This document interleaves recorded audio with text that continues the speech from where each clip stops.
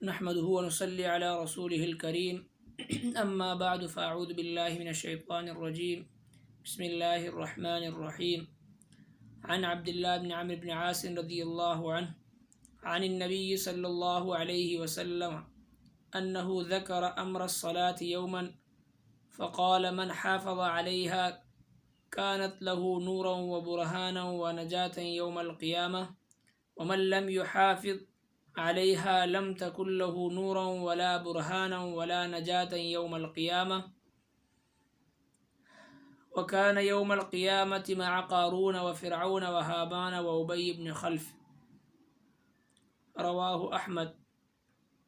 أو كما قال عليه الصلاة والسلام۔ حضرت عبداللہ بن عمرو بن عاص رضی اللہ عنہ سے روایت ہے کہ ایک دن رسول اللہ صلی اللہ علیہ وسلم نے نماز کے بارے میں گفتگو فرماتے ہوئے ارشاد فرمایا کہ جو بندہ نماز اہتمام سے ادا کرے گا تو وہ قیامت کے دن اس کے واسطے نور ہوگی، جس سے قیامت کی اندھیریوں میں اس کو روشنی ملے گی اور اس کے ایمان اور اللہ تعالیٰ سے اس کی وفاداری اور اطاعت شعاری کی نشانی ہوگی اور دلیل ہوگی اور اس کے لیے نجات کا ذریعہ بنے گی۔ اور جس شخص نے نماز کی ادائیگی کا اہتمام نہیں کیا اور اس سے غفلت اور بے پرواہی برتی تو وہ نماز اس کے واسطے نہ نور بنے گی، نہ برہان اور نہ ذریعہ نجات، اور وہ بدبخت قیامت میں قارون، فرعون، حامان اور مشرکین مکہ کے سرغنہ ابی بن خلف کے ساتھ ہوگا۔ مطلب اس حدیث پاک کا یہ ہے کہ نماز سے لاپرواہی وہ عظیم جرم ہے کہ جو اس آدمی کو جہنم میں پہنچائے گا، جہاں فرعون، حامان اور قارون اور ابی بن خلف جیسے خدا کے باغی ڈالے جائیں گے۔ اس حدیث پاک میں رسول اللہ صلی اللہ علیہ وسلم نے صحیح طریقے سے نماز کا اہتمام کرنے والے خوش نصیبوں کو بشارت دی ہے کہ قیامت کے دن یہی نماز ان کے لیے ذریعہ نجات بنے گی، ذریعہ نور بنے گی اور روشن دلیل بنے گی۔ جس نے نماز کو ضائع کیا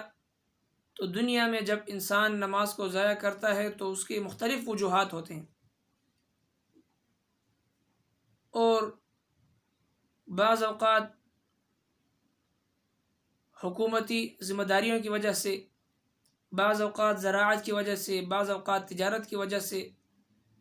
تو جن لوگوں نے جن وجوہات کی بنا پر اللہ تبارک و تعالیٰ کے احکام کو ضائع کیا، اور وہ لوگ ہمیشہ کے لیے مستحق عذاب بن گئے، جیسے فرعون، قارون، حامان، ابی بن خلف۔ اسی طرح انہی مختلف مصروفیات میں پھنس کر نماز کو ضائع کرنے والے لوگ بھی انہی کے ساتھ ان کا حشر ہوگا۔ جس طرح رمضان المبارک کے مہینے میں ہم نے نماز کا اہتمام کیا اور کوششیں کی کہ جماعت کے ساتھ نماز ادا کریں، اسی طرح اگر ہمیشہ کے لیے ہم یہ سعی اور کوشش جاری رکھیں کہ ہمارے معاشرے میں کوئی مرد، کوئی عورت، کوئی بچہ، کوئی بوڑھا، کوئی شخص بھی بے نماز نہ رہے، تو اسی نماز کی وجہ سے معاشرے میں انقلاب برپا ہو سکتا ہے، اور اسی نماز کی وجہ سے ہم تمام گناہوں سے بچ سکتے ہیں۔ یہی نماز ہے کہ جو ہمیں طہارت پہ مجبور کرتی ہے، اور یہی طہارت ہے کہ جس کی بدولت ہم تمام جسمانی امراض سے، روحانی امراض سے محفوظ رہ سکتے ہیں۔ یہی نماز ہے جو ہمیں حرام سے بچا سکتی ہے۔ یہی نماز ہے جو ہمیں ہر قسم کی رشوت، سود، کرپشن اور ہر قسم کی برائی سے ہمیں روک سکتی ہے۔ اللہ تبارک و تعالیٰ نے نماز کے اندر وہ صلاحیتیں رکھی ہیں کہ اگر ہم 5 وقت کی نماز اہتمام کے ساتھ ادا کریں، رب کائنات کا وعدہ ہے قرآن مجید میں کہ ان الصلاۃ تنہی عن الفحشاء والمنکر،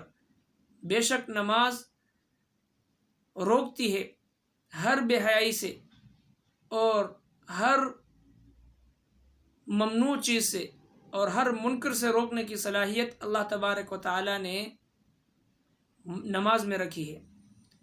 تو اگر ہم اس کے لیے کوشش کریں، جہد مسلسل کریں، مستقل طور پر کوشش کریں کہ ہمارے بچوں میں، ہمارے خواتین میں، ہمارے مردوں میں، ہمارے معاشرے میں کوئی شخص، کوئی فرد بھی بے نماز نہ رہے، تو انشاءاللہ العزیز یہ سعی اور یہ کوشش ہمارے لیے کارگر ثابت ہو سکتی ہے اور ہم اس میں کامیاب ہو جائیں گے۔ اور اسی نماز کی برکت سے اللہ تبارک و تعالیٰ نے جس طرح صحابہ کرام رضوان اللہ تعالی علیہم اجمعین کی مدد اور نصرت کی، اور اس کے بعد تابعین، طب تابعین، تاریخ اسلام اس بات پر شاہد ہے کہ ہمارے اسلاف کس طرح